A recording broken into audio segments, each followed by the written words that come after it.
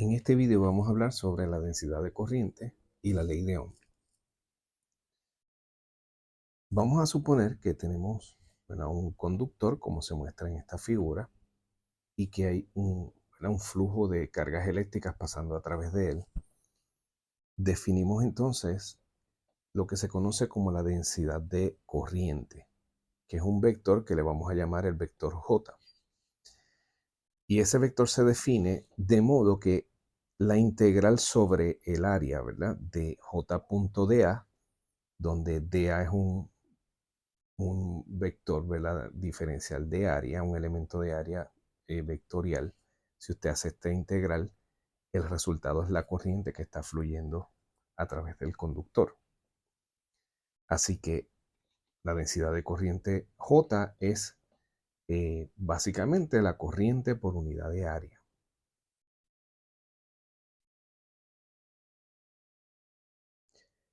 Nosotros vamos a asumir que la densidad de corriente es uniforme a través de ¿verdad?, del conductor, y que es perpendicular al área eficaz. Y si eso es así, entonces la magnitud de la densidad de corriente va a ser la corriente dividido entre el área, ¿verdad? Y aquí se manifiesta bien en lo que queremos decir con esto, que es corriente por unidad de área. En un video anterior habíamos estudiado la descripción microscópica de la corriente y habíamos dicho que la corriente I va a ser igual a NQ por A por VD, donde, si recordamos, esta es la densidad de partículas, esta es la carga de las partículas, asumiendo que todas son iguales, este es el área eficaz y esta es la magnitud de la velocidad de deriva o la velocidad promedio. Así que si nosotros dividimos esta expresión por A, vamos a obtener que I sobre A va a ser igual a N por Q por VD. Así que esto implica que la magnitud de la densidad de corriente, utilizando este modelo microscópico para la corriente, la magnitud sería eso mismo, ¿verdad? NQVD. Si lo fuésemos a escribir como un vector y reconociendo que debido a la convención la dirección de J es opuesta al movimiento de los electrones, podríamos entonces escribir el vector J como negativo E por N por VD. Bien, así que ese negativo lo que nos está diciendo es que la corriente va opuesta a eh, la dirección de los electrones, ¿verdad?, que está dada por este vector. Bien, así que tenemos una expresión para la densidad de corriente. En muchos materiales, incluyendo la mayoría de los metales, eh, la densidad de corriente es proporcional al campo eléctrico, ¿verdad? Y vemos una figura donde se muestra aquí el conductor está conectado a un circuito y hay un campo eléctrico que en general tiene esta dirección.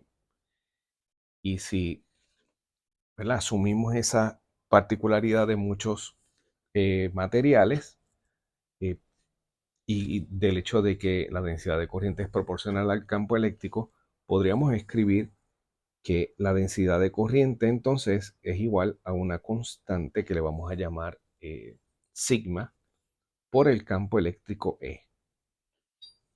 A esta sigma se le conoce como la conductividad eléctrica, ¿verdad? Conductividad eléctrica. De modo que si uno divide la magnitud de J sobre la magnitud de E, ese número es constante, ¿verdad? Y está representado por esa conductividad. Físicamente podemos interpretar esta conductividad del siguiente modo, y es que un valor grande de sigma de la conductividad eléctrica indica que el material es un buen conductor eléctrico y un número pequeño indicaría que es un pobre conductor eléctrico. Hay otra forma, ¿verdad?, que es más común para caracterizar los materiales y en lugar de utilizar sigma, se utiliza algo llamado la resistividad eléctrica. Y la resistividad eléctrica vamos a denotarla con el símbolo Rho, con la letra griega Rho, y se define de este modo. Rho va a ser igual a el recíproco de la conductividad sigma. De modo que podemos escribir J utilizando la resistividad, que es lo más común, ¿verdad?, que se ve en los textos. Y J sería el recíproco de la resistividad por E, o podríamos escribirla de este modo, ¿verdad? E es igual a Rho por J. Y aquí nos detenemos un momento. Si esa Rho y sigma son independientes de E, o sea, son realmente unas constantes, decimos entonces que el material es ohmico. Y muchos de los materiales en ciertos rangos de magnitudes de campo eléctrico manifiestan esta propiedad de que Rho y sigma son lineales, son constantes. Si se da el caso contrario a ese, donde Rho y sigma sean dependientes del campo eléctrico, entonces el material es llamado no ohmico. Nosotros vamos a estar estudiando los materiales ohmicos, ¿verdad? Y para esos materiales, entonces, hay una ley que es llamada la ley de Ohm, que solo la obedecen estos materiales ohmicos, que dice básicamente que la resistividad o la conductividad, cualquiera de las dos, ¿verdad?, porque son recíprocas, de un material que es ohmico es independiente de la magnitud y la dirección del campo eléctrico aplicado, ¿verdad? No dependen del campo eléctrico en su magnitud y dirección estas cantidades. En otras palabras, podrían cambiar con la temperatura o con otra variable, pero no son dependientes de la magnitud y dirección del campo eléctrico. Así que vamos a aplicar esto, ¿verdad?, a un caso bastante ideal, que es el caso de un conductor que es homogéneo y que es isotrópico, ¿verdad?, que sus propiedades son iguales en todo punto básicamente y no dependen de la orientación en que nos movamos dentro del conductor. Eso básicamente lo que quiere decir que sea homogéneo e isotrópico. En este caso, el campo eléctrico, como hemos visto en clases anteriores, el campo eléctrico lo podemos escribir como delta V dividido entre L, donde delta V es el voltaje que estamos aplicando aquí al circuito y L es la longitud del conductor, o sea que básicamente es el voltaje entre, ¿verdad?, los dos extremos del conductor. Y ya hemos visto que si estamos hablando de una densidad de corriente que es uniforme, ¿verdad?, que J lo podemos escribir como I sobre A. Así que la densidad de corriente es uniforme. Si ahora utilizamos, ¿verdad?, lo que acabamos de mencionar de la ley de Ohm, pues básicamente lo que estamos diciendo es que la magnitud del campo eléctrico es igual a Rho por J.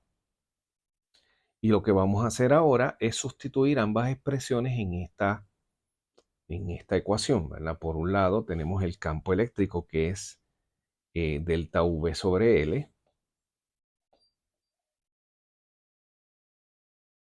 Y por otro lado tenemos Rho y tenemos J, que es I dividido entre A.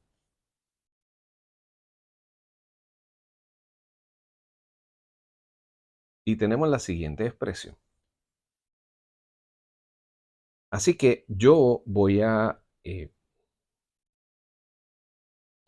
mover ciertos elementos de estas ciertas cantidades. Vamos a dividir por la corriente y vamos a multiplicar por la longitud, y al hacer eso, esto lo escribimos como delta V sobre I, ¿verdad? Si dividimos por la corriente, este L desaparece de acá, va a aparecer en el otro lado, y la corriente de aquí pasa al denominador acá.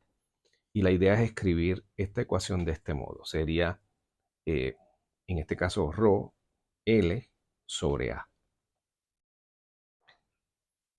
Y una vez tenemos esta ecuación, vamos a hacer la siguiente definición. Vamos a definir la resistencia.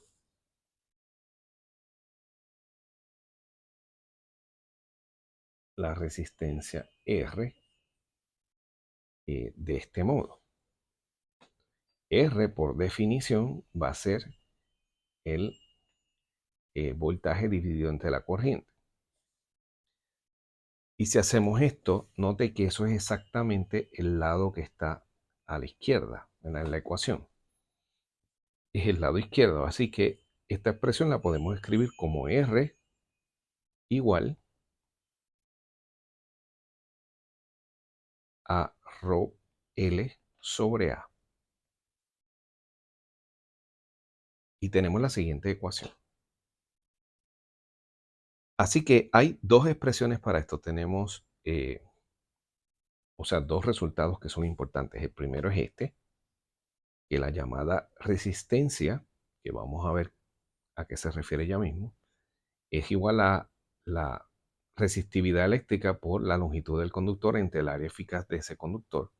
Y por otro lado, por la definición eh, de R, si reescribimos esto, podemos escribir que I, que sería la corriente, es igual a delta V sobre R. Bien, y tenemos estos dos resultados de esta derivación.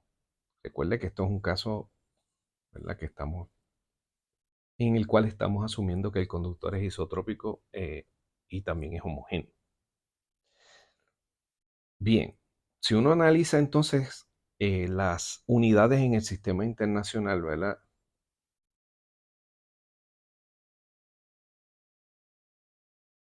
para lo que sería la resistencia,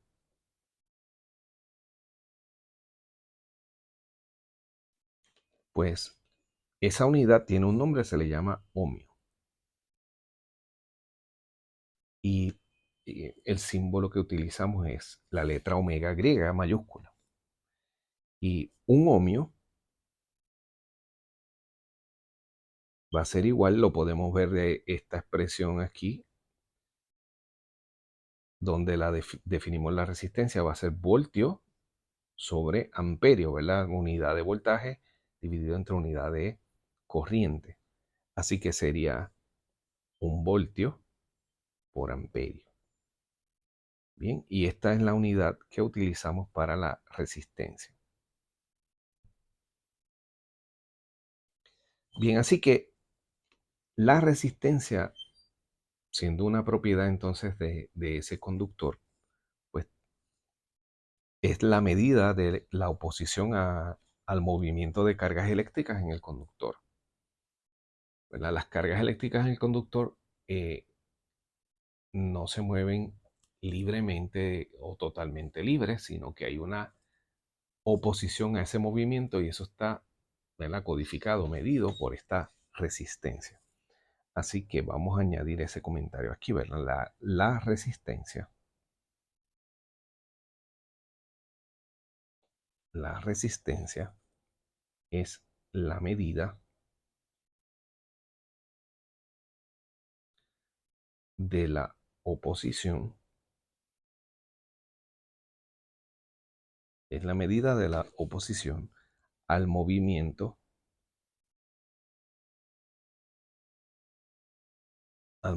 de cargas eléctricas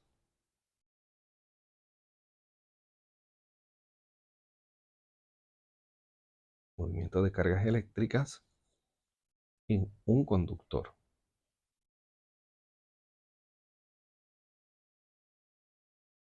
Bien, así que, ¿qué es lo que mide esa oposición? ¿De qué entonces depende la resistencia? Pues la ecuación nos deja ver básicamente las primeras tres cosas de esta lista, ¿verdad? Si vemos la ecuación, R es igual a ρL sobre A, así que va a depender del material utilizado como conductor porque esta resistividad depende del material que estamos utilizando. Depende del área eficaz del conductor, porque aquí aparece, ¿verdad? A medida que, ¿verdad? Si tenemos dos conductores con igual longitud y del mismo material, el que tenga un área cross-seccional o un área eficaz más grande tiene menos resistencia. Y también depende de la longitud del conductor. Dos conductores que tengan el mismo área eficaz y que sean del mismo material, el que sea más largo tiene más resistencia. Y finalmente, la resistencia depende de la temperatura. A mayor temperatura, mayor es la resistencia que manifiesta el conductor. Y eso lo podemos escribir con una forma o describir con una fórmula empírica que es la siguiente. Es en términos de la resistividad, ¿verdad? La resistividad ρ menos ρ0. Esto va a ser igual a ρ0 por alfa promedio, alfa average, por T menos T0. ¿Verdad? Y esta es una fórmula empírica para ver cómo cambia la resistividad con la temperatura. Los valores ρ0 y T0 son valores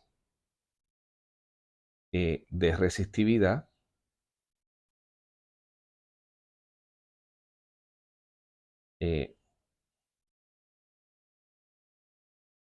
a la temperatura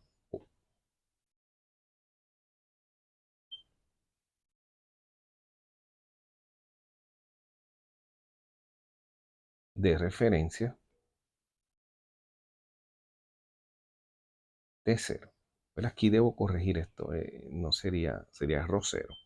Es el valor de resistividad a la temperatura de referencia T0. O sea que usted mide la resistividad a esta temperatura T0 y ese es este valor ρ0. Y ya tiene entonces ese input en la fórmula. Y después para la temperatura T, pues entonces puede calcular cuál sería la nueva resistividad. En este caso, alfa promedio, alfa AB, pues esto sería llamado el coeficiente de resistividad promedio.